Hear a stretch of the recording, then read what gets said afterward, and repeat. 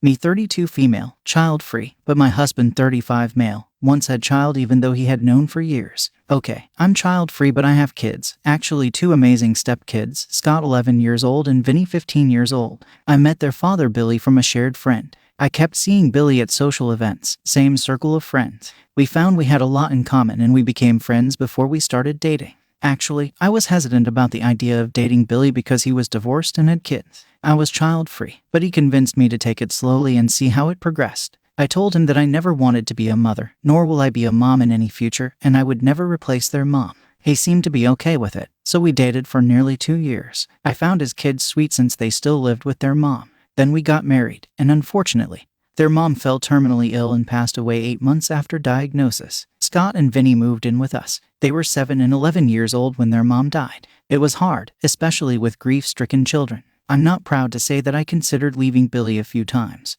But I made a vow to my husband and promised myself to see this through, to see if I can do this, to see if I can love them. It took a while, but with the help of therapy, lots of sports, piano practices, and a few other distractions, the kids were on the way to healing. And surprisingly, I took motherhood okay. At least I think so, since they call me mom sometimes. Now about 10 months ago, Billy asked me if I still thought of myself as child-free. I told him a part of me still is, but that didn't seem the right term since I have kids. Granted, his kids.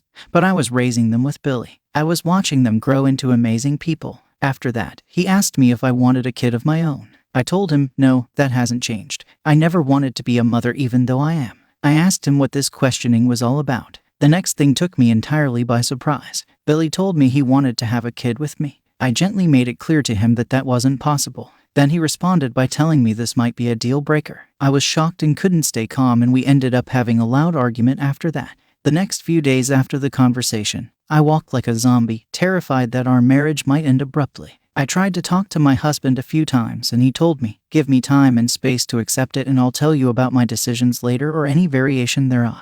I had a panic attack the following week and I tried reconsidering having a baby. I tried to convince myself that it won't be so bad since I'm doing a good job with Scott and Vinny and I love them so much. They're so smart and creative that sometimes it surprises me where their mind goes. It's nothing but amazing. The youngest is so sensitive and sweet and I just want to hug him until my arms get tired. That said, it's hard, really hard. I know if there was another life where someone presented me with the choice to have Billy and his kids or just Billy and no kids, I'll pick the latter, and I feel so guilty for having those thoughts, so guilty and angry at myself. I begged Billy to go to couples counseling and finally he relented. Our sex life was inexistent. He didn't want to touch me and vice versa. I rechecked my birth control. We were basically roommates in an uncomfortable situation. And do you know what is the ironic part? Scott, Vinny, and I were as close as can be because I found comfort and happiness through them while the gap between my husband and I grew bigger. I just didn't know how to fix it. Couples therapy seemed to work. At least I thought so, until my cousin, who is a divorce lawyer, called me to see if we were okay, that he saw Billy at his firm where his partner took his case.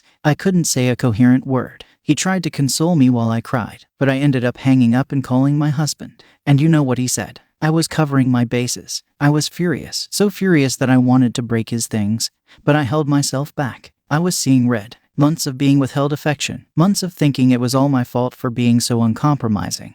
Despite that he's known about my child-free stance for years, that hasn't changed. Months of loneliness and self-doubt. Months of trying to work on my marriage and getting nothing. I was tired of all of it. So I found a divorce lawyer from another firm through my cousin since he couldn't represent me due to a conflict of interest. I checked with my lawyer about child custody, and he assured me I had 50-50 since I legally adopted them not long ago because despite everything I still want to be a part of their lives. Then I began the divorce proceeding. After serving the papers to Billy, it was like a 180-degree change of attitude. He begged me not to go through it. He apologized for everything. He said that he had this fantasy of me being swollen with a pregnant belly and thinking that kid is mine, and he got caught with it. He said he wasn't trying to pressure me, just his way of coming to terms with not having a kid with me, both of our genes. He said a lot of things, but I felt it was all too late. Not only that, I felt he was playing with my emotions, treating our marriage like a game. I don't know, should I give him a second chance? I can't think this clearly and I am overwhelmed by the whiplash of emotions. I'm staying with my mom for 2 days for a breather. I want to stay, but not in that limbo. What should I do? Okay, OP, so you met this guy. You told him you were child-free, but he convinced you to date him anyways even though he has 2 kids and see how it progressed. You fell in love with those kids and then you adopted them. And even though all of that is awesome, you are still child-free by choice. However, apparently your husband is not listening to you or thought he could change your mind down the road. And that's the thing. This is a conversation that should have happened just the one time, and then you should have said if you ever changed your mind, and that's about it. But in order to try to get you to do what he wanted, he pushed for divorce, and then when you went through with it, he chickened out. This whole emotional roller coaster that you've been put through was for him to come to terms with the fact that he wasn't getting another kid, even though he knew from the beginning that you were child-free. I don't think that someone who truly loves you would put you through that, or else it would just be really, really selfish of them. And that's because I believe that you shouldn't put people through emotional stress just to deal with your own crap. OP, the only way I see your relationship working out is if you can get past the betrayal. And I would think you guys need a professional for help with that. And what do you guys think about this whole situation? What would you do if you were in OP's shoes? Let me know in the comments section. And now let's move on to the community comments to see what they said. Switch9 says, so, it's pretty clear that he was trying to browbeat you any way he could to force you to acquiesce to his demand.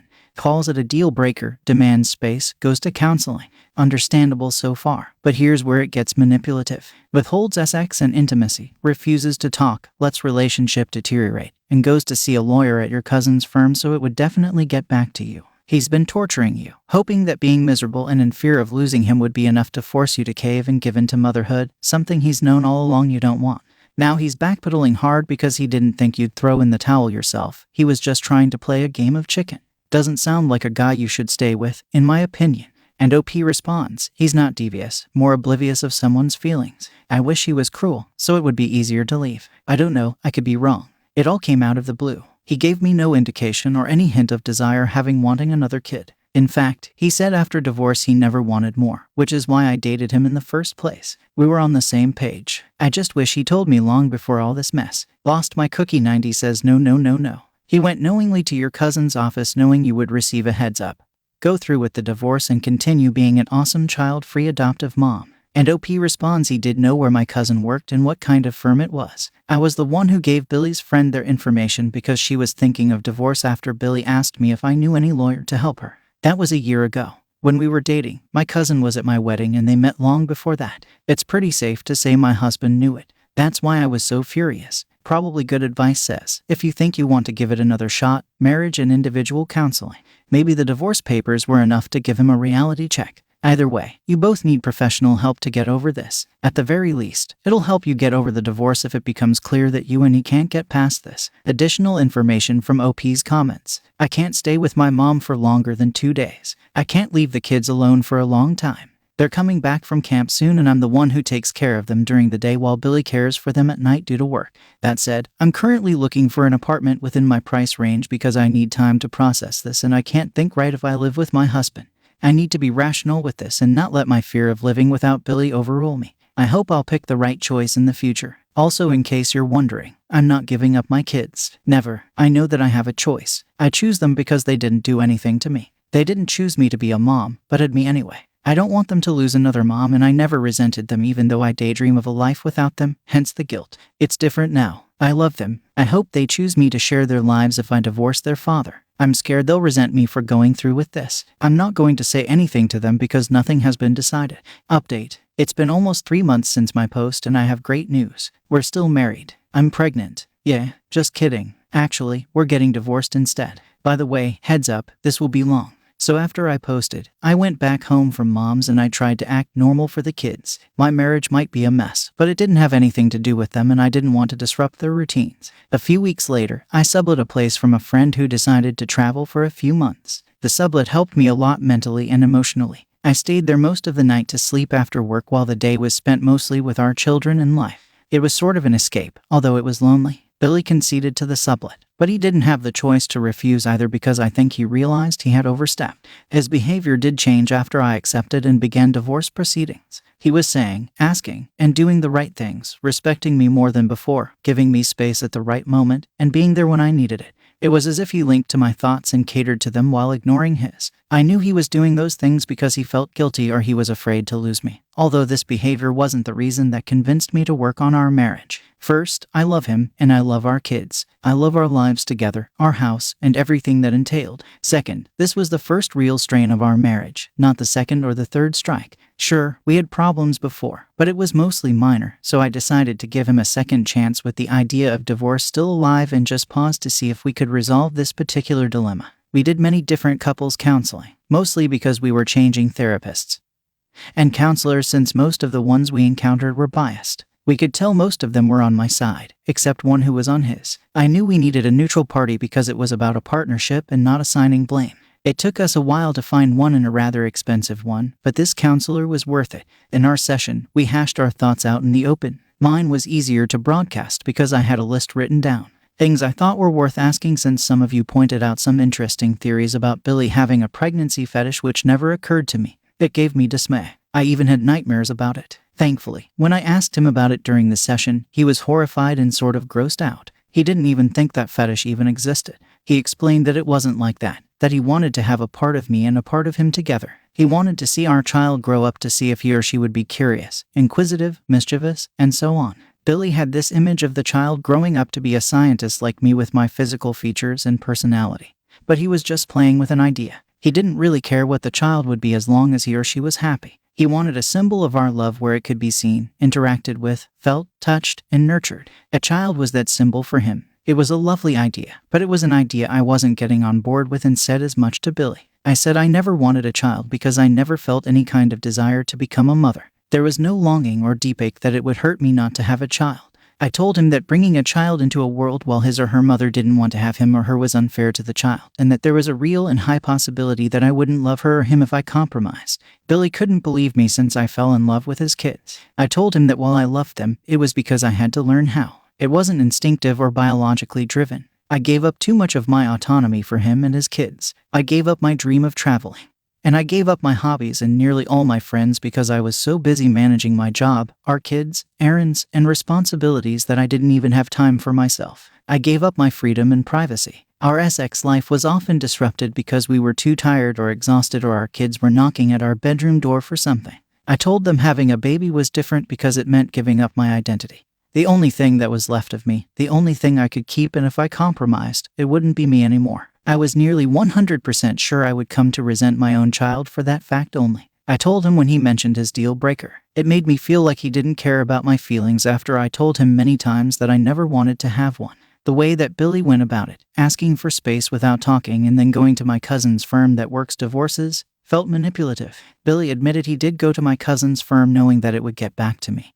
But he went there because he had decided of going through a divorce, not to be manipulative. He said not having a child hurt him. And he didn't want to resent me, but was beginning to. He felt rejected, as if I never wanted him to be a dad for my own child. Or rather, I thought of him as a terrible father in any form. But now he knows it was irrational and stemmed from his hurt and insecurities. He's dealing with it with his own therapy. Also, he went there because it would have forced his hand to commit it. It was a fail-proof plan for him, except it didn't work. It was really stupid of him because he couldn't do it even with the threat of me finding out about it.